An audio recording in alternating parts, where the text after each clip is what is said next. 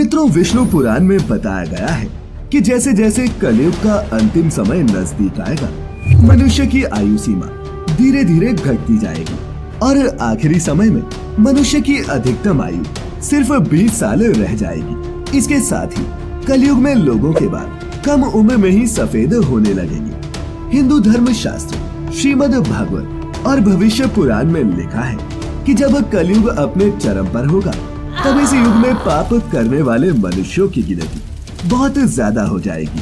तब इस संसार में अधर्म का साम्राज्य तेजी से चारों ओर बढ़ने लगेगा।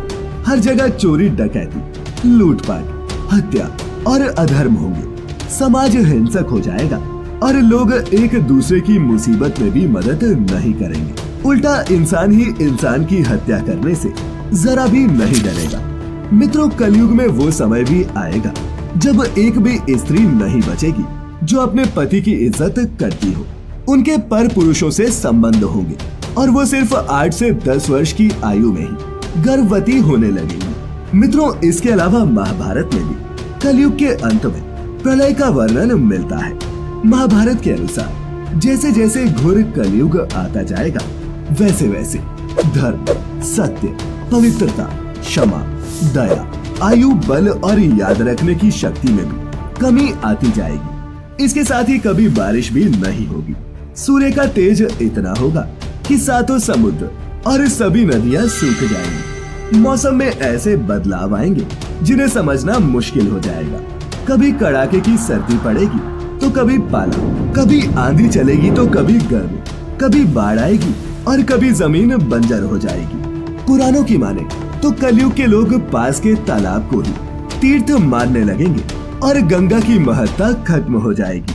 बताया गया है कि कलयुग में चालाक और लोभी व्यक्ति को ही एक विद्वान माना जाएगा और ऐसे लोगों को लोग धर्मात्मा कहेंगे और उनके पद चिन्हों पर भी चलेंगे। समय इतना बदल जाएगा कि शास्त्रों और वेदों का पालन कोई नहीं करेगा।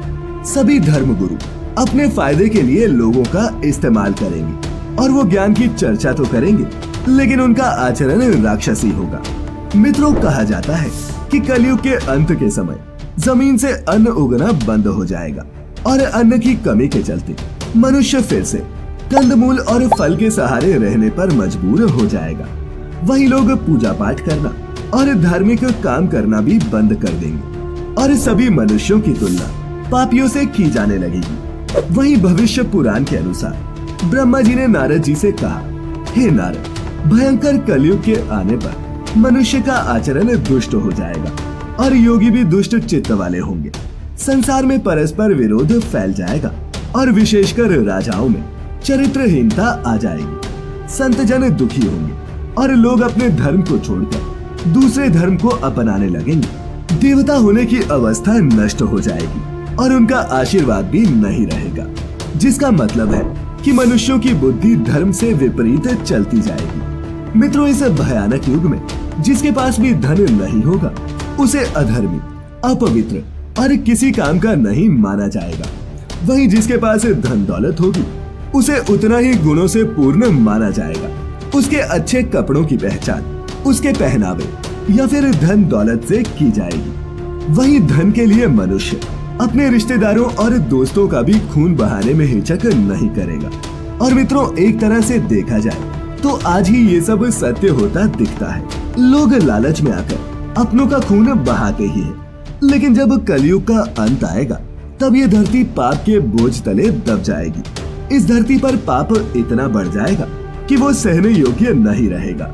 तब भगवान विष्णु कल्कि का अवतार लेकर इस धरती पर प्रकट होंगे और इसे पापियों और हैवानों से मुक्ति दिलाएंगे।